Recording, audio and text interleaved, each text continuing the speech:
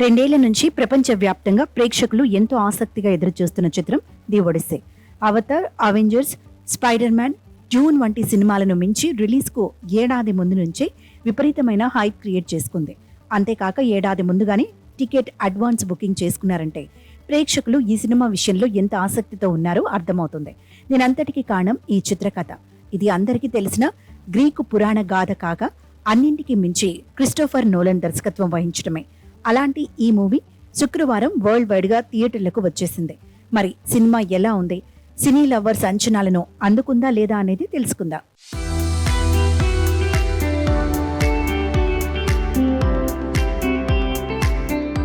Ithaca రాజ్యాన్ని పరిపాలించే ఓడిసిస్ తన భార్య పెనెలోప్, ఏడాది వయస్సున్న కుమారుడు టెలిమాకస్ ని రాజ్యంలోనే ఉంచి మరికొన్ని రాజ్యాలకు సంబంధించిన రాజులతో కలిసి తమపై నిరంకుశ పాలన సాగిస్తున్న ట్రాయ్ రాజ్యంపై దండెత్తుతాడు. ఏళ్లు గడుస్తున్నా రాజ్యం లోపలకు వెళ్లలేకపోతారు. ఆ యుద్ధం కూడా ఓ కొలిక్కి రాదు. దీంతో ఒడియాసిస్ అక్కడి నుంచి వెళ్లిపోయినట్లు నమ్మించి అప్పటికే ప్రత్యేకంగా తయారు చేయించిన ఓ భారీ సైజు గుర్రం ప్రతిమను సముద్ర తీరంలో వదిలేస్తారు. కొన్ని రోజులకు ఇదేదో వింతగా ఉందని భావించిన ట్రాయ్ రాజ్యం వారు ఆ ట్రోజన్ ప్రతిమను లోపలకు తీసుకువస్తారు. అందులోనే సైనికులతో కలిసి దాక్కుని ఉన్న ఒడియాసిస్ ఓ రోజు రాత్రి దాని నుంచి బయటకు వచ్చి ఆ రాజ్యాన్ని జయిస్తాడు.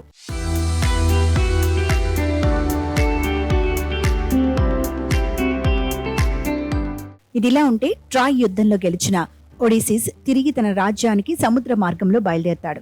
కానీ మధ్యలోనే ఆహారం అయిపోవడంతో ఓ దీవిలోకి వెళతారు. అనుకోకుండా సముద్ర దేవుడు కుమారుడు ఒంటికను రాక్షసుడి గుహలో చిక్కుకుపోతారు. అక్కడి నుంచి బయటపడే క్రమంలో ఒడిసిస్ ఆ రాక్షసుడి కన్ను పోగొడతారు. దీంతో ఒడిసిస్, ఆయన సైన్యం సముద్ర దేవుడి శాపానికి గురవుతారు. అందువల్ల వారి ప్రయాణం సజావుగా సాగలేక అనేక మార్లు అవాంతరాలు ఎదురై దారి తప్పుతారు. ఓ మారు మంత్రగత్తె చెరలో చిక్కుకొని ఒడిసిస్ మినహా అంతా పందులలాగా మారతారు.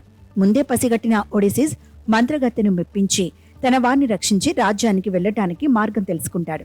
అయితే మధ్యలో ఒక్కడే ఆ ఐస్లాండ్ లో కాలిపోతో ఉండిపోతాడు. అలా కొన్నేళ్లు గడిచాక ఒడిసిస్ గతం కొద్ది కొద్దిగా గుర్తుకు వచ్చి చివరకు తనకు ఓ కుటుంబం ఉందని తెలుసుకుని తిరిగి తన రాజ్యానికి వెళతాడు.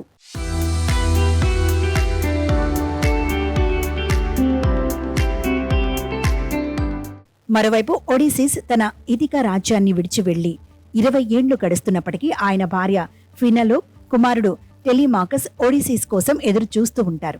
కానీ అక్కడి జ్యూస్ మత ఆచారాల ప్రకారం భర్తలేని రాణి సమంత రాజులలో సమర్థవంతమైన వారిని పెళ్లి చేసుకోవాల్సి ఉంటుంది. కానీ రాణి మరో వివాహానికి ఒప్పుకోకపోవడం ఆమెను ఎలాగైనా వివాహం చేసుకుని ఆ రాజ్యాన్ని సొంతం చేసుకోవాలని యాంటీనూస్ ప్రయత్నాలు చేస్తుంటాడు. ఈ నేపథ్యంలో ఒడిసిస్ తన రాజ్యానికి 20 ఏళ్ల తర్వాత వచ్చి అక్కడి పరిస్థితులను గ్రహించి ఎలా భార్య పుత్రుణ్ణి దక్కించుకొని తిరిగి రాజ్యాధికారాన్ని చేపడతాడు అనేదే కథ.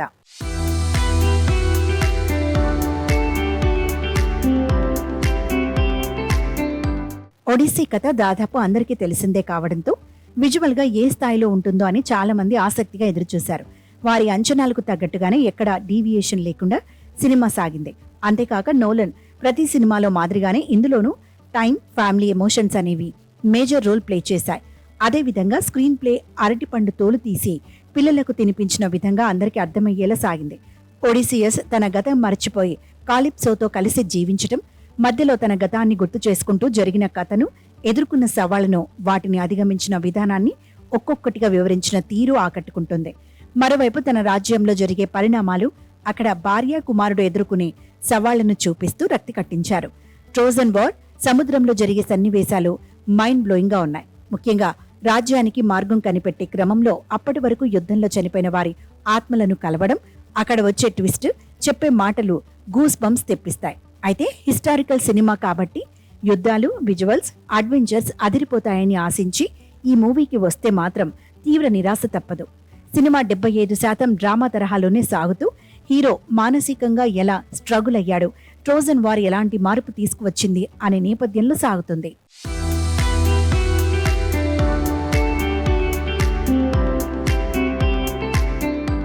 ఇక సినిమా నటీనటుల విషయానికి వస్తే ఒడిసిస్ పాత్రలో మ్యాట్ డామన్, భార్యగా ఫెనెలోప్ పాత్రలో అన్నా హ్యాథ్వే, కుమారుడిగా Spider Man fame Tom Holland జీవించేశారు.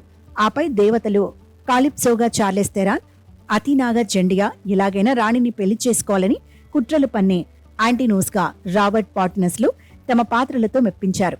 ఇక అన్నింటికన్నా ముఖ్యంగా లుడ్విగ్ గోరాన్సన్ అందించిన సంగీతం సినిమాకు ప్రాణం పోసింది. ఇంకా చెప్పాలంటే మరో లెవెల్ కి తీసుకెళ్లిందని అనడంలో సందేహం లేదు.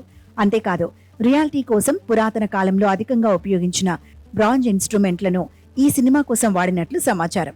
ఇక డిఓపి హోయిట్ వాన్ హోమ్టుయో పనితనం ప్రతి ఫ్రేమ్ లో కనిపించి అబ్బురపరుస్తుంది. ఇన్స్టాస్టెల్లార్ నుంచి నోలన్తో కలిసి పనిచేస్తున్న హోయిట్ వాన్ తాను ఎంత ప్రత్యేకమో మరోసారి రుజువు చేశాడు. ఇక చివరిగా దర్శకుడు నోలన్ గురించి ఎంత చెప్పినా తక్కువే. తన చిరకాల కాంక్షకు తెర రూపం ఇస్తూ ఆయన రాసుకున్న స్క్రిప్టు, డైరెక్షన్ అన్నీ అంతకు మించి అనేలా ఉన్నాయి. తన గత చిత్రాల మాదిరిగానే ఇందులోనూ ఫ్యామిలీ ఎమోషన్స్ కే పెద్దపీట వేయడం ముచ్చటేస్తుంది.